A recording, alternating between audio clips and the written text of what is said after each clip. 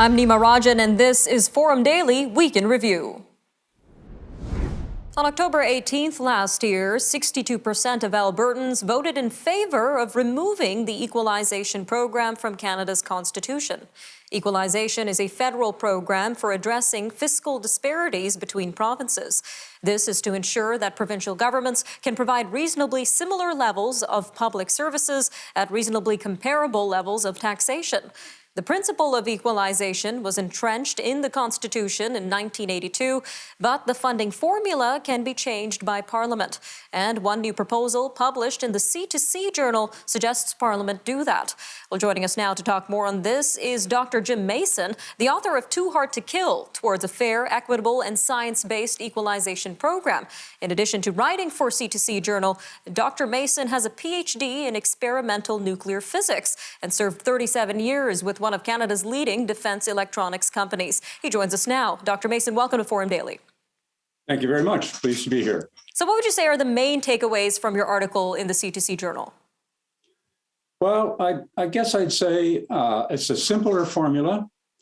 It's got very simple metrics to use to measure the two things that you mentioned are part of the equalization program that make it very easy to compare the situation across provinces, and it just gives a very reasonable and I think fair and equitable outcome. And how does that compare to the equalization program that's currently being used? Well, that's a little bit hard to do because the current equalization program is pretty complicated. They have a very complex formula. But basically what it does is it compares each province to a national average. And everything that's below the national average, any province that's below the national average gets topped up with an equalization payment. Now, there are obviously always going to be provinces below the average. But if you take a more, if you like, holistic view and look at the comparison between provinces, then you really need to get beyond just the average and look at how they're distributed across the average. With the present approach, you could have a province that's $1 above the average and another that's $1 below the average. And the one that's below the average would get an equalization payment, but the one that's above would not. So what this proposal does is it describes a different way of making that reasonably comparable decision that is a standard practice in the sciences, actually, for making exactly that same decision. All right, Dr. Mason, well, why do you think the formula needs to be changed in the first place? Well, I think the current formula is generally perceived to be unfair and inequitable by a fairly significant number of the provinces. And it's so complicated that it's really hard to get in there and make a change that's going to address these issues. I took the approach that really what to do was go to the constitutional requirements and work from there to devise what I think is clearly a fair, equitable approach. They're very simple to understand. All right. Well, we did mention in October, Alberta held a referendum on this equalization program. Tell us a little bit more about why Alberta held this referendum in the first place and what the federal response to this vote was. Well, I think you'd really need to ask the people in Alberta why they did it. I don't live in Alberta, but my own impression is that what they really wanted to do was indicate very unambiguously that they don't like the program. They've asked to have it removed from the Constitution, but I think realistically that's unreasonable, never going to happen. But I think they'd be happy if we could change the implementation so that they recognize it as being more fair and equitable. All right, Doctor, just about a minute left here, but I guess one of the bigger questions would be, is there a realistic way for the federal government to maybe address the concerns of Albertans while also addressing fiscal disparities between provinces? Well, one of the interesting things that came out of this, excuse me, I worked through an example using the 2017 provincial fiscal data and found, quite surprisingly perhaps, that if you use own source revenue per capita, which is the amount of money that a province would have from its own resources to spend on its public services, there's not a lot of fiscal disparity between the provinces. They're all pretty much the same. And they get that with pretty much the same levels of taxation. So I think this idea that there's a huge fiscal disparity is a bit of an urban myth that's grown up over the years. All right, Dr. Mason, a quick 30 seconds left here, but where can our viewers go to read your article and find out more about the federal equalization program? Well, as you mentioned, it's been published on the C2C Journal website. That's C2C with 2 being the number, journal, all one word, .ca.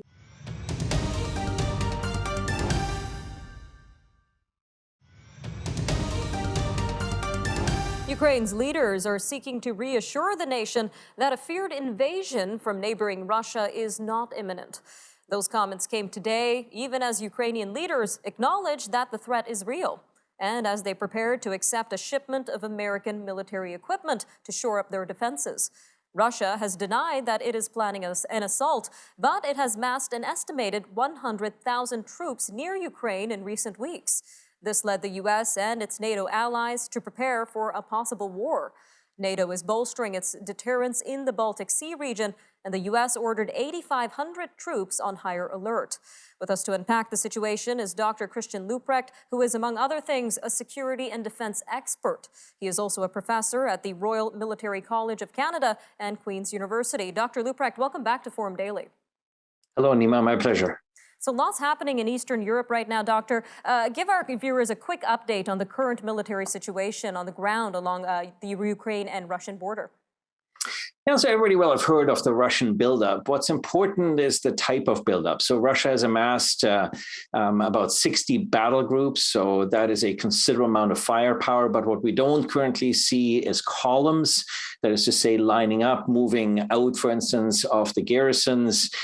We don't see reservists being called up. We're still missing the field hospitals. We would expect to see significant sort of supply chains being stood up. When the Ukrainian government says that an invasion does not appear imminent, it's either that the Russians are not at the point where they feel they can operationalize this, or that they're planning for a very quick campaign that ultimately doesn't require those elements. And considering that both Ukraine and Boris Johnson yesterday said that this attack is not imminent, why are all sides in this shoring up their forces if there is no imminent threat in the first place? Well, one of the concerns is that Russia is trying to stage a counter-revolution in Kiev, and that it's keeping its forces essentially in reserve. So that it's using its intelligence operatives that are already embedded across Ukrainian institutions, essentially to install a government that is favorable to Russia. So that would mean a conflict, but it wouldn't mean a war. But it does mean that tensions remain high, and anytime the territorial integrity, the political stability, the economic prosperity, or social harmony of Europe is threatened, that's ultimately a challenge for the NATO alliance. It's a threat to Canada's, the UK's, and allied interests, and so a moment for everybody to step up and to reinforce. And this seems to be all around NATO's potential expansion, which Russia does not want it to expand to any ex-Soviet nations. Is it even possible for us to reach a political solution or compromise? And if so, what are the options, Doctor? Well, the Russians have a rather curious revisionist reading of post-Cold War history in order to justify the positions that they are taking. In good Russian fashion, of course, they don't want to recognize the sovereignty of independent states. They would rather keep everybody as vassal states, as we see in Belarus, in Georgia, and in Ukraine. And the Russians are trying to cut out the Europeans of negotiations, trying to have these bilateral negotiations with the United States, which I think is highly unfortunate that the Americans are buying into this idea of negotiating the future of Europe directly with the Russians rather than with the Europeans. Russia keeps violating basic premises of international law. It negotiates outside of its obligations of the Organization of Security and Cooperation in Europe. So I'm not optimistic that Russia really has a commitment to a diplomatic solution, except for trying to extort some sort of concessions from the United States. All right, Dr. Leuprecht, a little over a minute left here, but moving to Canada, yesterday Justin Trudeau refused to answer any questions about Canada sending weapons to Ukraine or extending the Canadian training mission there. So why the secrecy around this when Ukraine is actually asking Canada to do these things? Well, you want to keep your options open. On the one hand, you don't want to antagonize the Russians and pour fuel on the fire. On the other hand, this is a highly dynamic situation, and Canada in these sorts of situations will draft behind its allies, in particular the United States, also to some extent the UK, but also its European allies. And so I think it's looking for what the trajectory is that its partners and allies are taking in that regard before making a commitment. All right, just about 30 seconds left here, Dr. Luprecht, but this may be an unfair question, perhaps. What is the likelihood of a large-scale conflict? So on the one hand, people seem to think that you can contain this conflict to Ukraine and that we can manage spillover effects. I personally think that's delusional. Anytime you have a conflict in continental Europe, there are serious risks of unintended consequences, spillover effects, people misinterpreting intentions and signals. And we never know also to what extent Vladimir Putin has other Eastern European countries in his crosshairs, for instance, the Baltic states that remain highly vulnerable.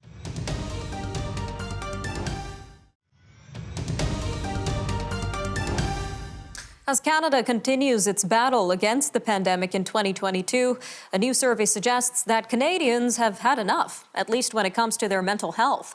A recent study by the Angus Reid Institute finds the population is frustrated, fatigued, and anxious, while 1 in 3 Canadians say they are struggling with their mental health. According to the research, this represents a jump from a quarter of the population in November, which was before the Omicron variant was dominating infections. Meanwhile, 1 in 3 Canadians say depression and anxiety are the major problems within their social circles, while another half say they have been exposed to this issue.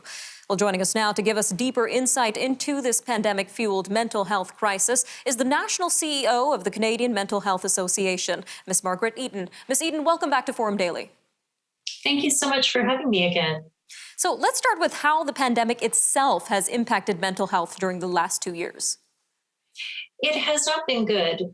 We've been tracking this since the beginning of the pandemic, and the numbers have stayed fairly consistent, and they're very close to what Angus Reid has found, that our numbers show 41% of Canadians have seen a decline in their mental health.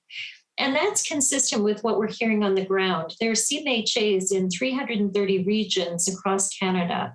And one of the branches was telling us they feel like it's a whiplash effect, that things were getting a little bit better last fall, and then Omicron hit, and the phones started to ring across the country. So we know Canadians are really hurting right now.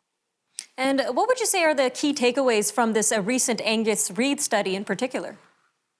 Well, the Angus Reid study was so interesting because it said nearly half of Canadians say they're tired, they're frustrated, they're anxious, and 1/3 feel that their anxiety and depression is a major problem.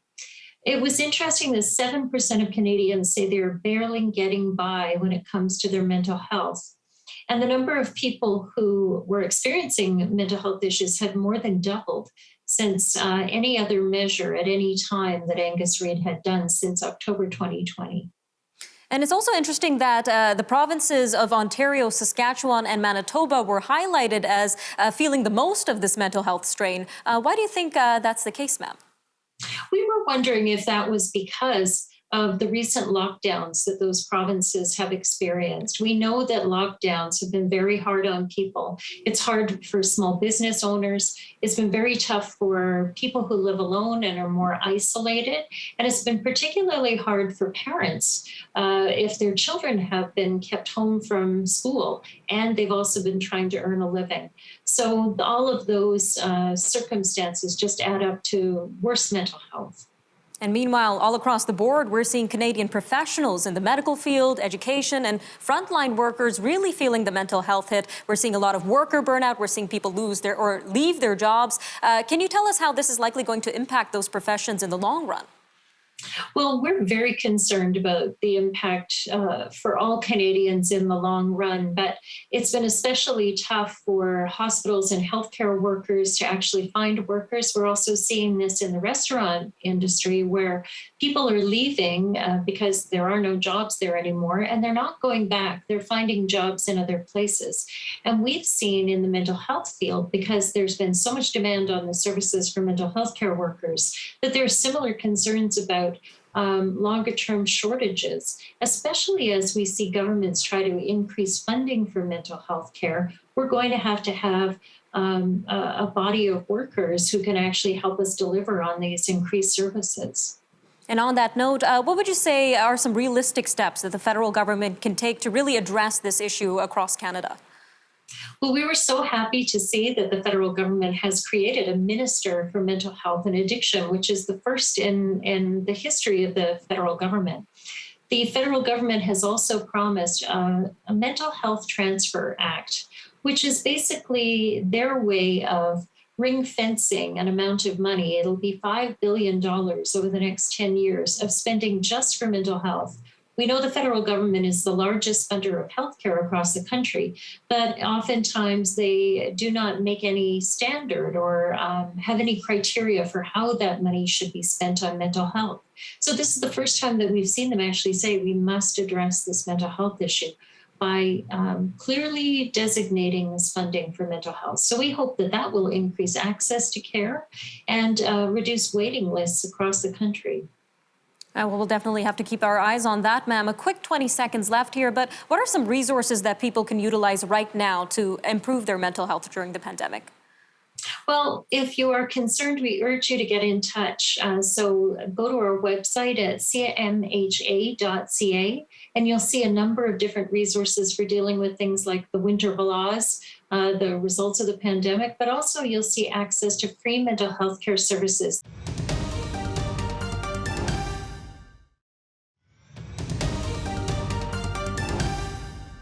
Scientists and health officials are keeping their eyes on a descendant of the Omicron variant that has been found in at least 40 countries, including Canada.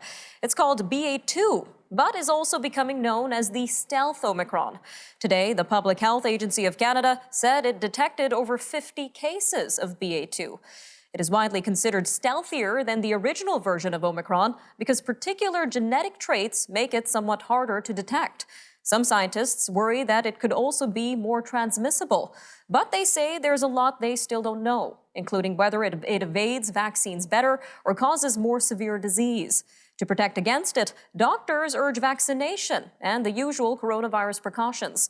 Well, joining us now to give us more clarity on this new Omicron descendant in our weekly medical segment is Dr. Abhishek Raut, Medical Director at Appletree Medical Group. Dr. Raut, welcome back to Forum Daily. Pleasure to be here. All right, Dr. Raut, well, what do we know so far about this new Omicron descendant BA.2 and how it differs from Omicron, now being dubbed BA.1? Right, so the new BA.2 version of Omicron, technically a descendant of the original BA.1, was designated a variant under investigation by the UK Health Security Agency. And that's because of the increasing number of BA.2 sequences that they're identifying both domestically and internationally. According to Denmark's Government Research Institute, which is Statens Serum Institute, BA.2 has some genetic differences compared to BA.1 in certain important areas, but the most significant of these mutations really have been yet to be seen. The difference between BA.1 and BA.2 is actually greater than the difference between the original SARS-CoV-2 and the Alpha variant. And so those differences could mean issues with infectiousness, vaccine efficacy, or even severity. And considering these differences, Dr. Raut, why is this BA.2 being called a descendant of Omicron or a subvariant of Omicron rather than a brand new strain? That's a good question. So BA.2 does have a lot of different mutations. About 20 of them are in the spike protein that studs the outside of the virus, and that's shared with the original Omicron. But it also has other genetic changes that we haven't seen in the initial version. The truth is, if these changes are very significant, especially in the population with the original Omicron, they may assign it a separate Greek letter if that is the case. So it's something that is still yet to be seen. All right, Dr. Raut. Well, we mentioned over 50 cases have been reported in Canada. Should Canadians be concerned? BA.2 remains still a low proportion of the circulating viruses in the United States and Canada. There's minimal data right now that suggests whether or not BA.2 is more transmissible than the original BA.1. We know that the CDC, PHAC, and the European agencies are continuing to monitor these variants that are circulating both domestically and internationally. And we did mention over 40 countries have seen this BA2 subvariant. So how prominent is it in these countries? The mutant really appears to be much more common in Asia and Europe right now. In Denmark, it made up 45% of all COVID-19 cases in mid-January. That's an increase of 20% in just 2 weeks. The United Kingdom has also identified more than 400 cases of BA2 in the first 10 days of January alone, and that's why it has identified it as a virus under investigation here. There's still a lot of uncertainty around the significance of the spread of the viral genome. Well, taking that into consideration, Doctor, what does this say about the transmissibility of this variant or the number of hospitalizations compared to the original Omicron variant? That's a great question. And I think there's some good news here. But what we do know is from a transmissibility perspective, it might be perhaps slightly more than the original Omicron, but there's still a lot of research that needs to be done. In terms of hospitalizations, the hospitalization rates for BA2 seems to be minimal compared to BA1, which is great. Also, we do need to do further research on that, but we expect that the vaccines that we have will still be quite effective against severe illnesses with BA2 infections. And what are your recommendations right now, Dr. Rout, in terms of protection against this BA2 subvariant? Right, because the similarities of BA2 and the original Omicron, the same recommendations typically apply. So first, prevention is always better than cure. Prevention in this case is still wearing masks when we can, hand washing often, and of course, vaccinations and boosters. All right, Dr. Abhishek Rout, Medical Director at Appletree Medical Group. Always great having you on Forum Daily, sir. Thank you again, and we'll see you next week. Thank you for having me. I'm Nima Rajan, and that'll do it for your look at top conversations on Forum Daily from this past week. Thanks for joining us on the Forum Daily Week in Review, and we'll see you again. Take care, Canada. We'll see you next time.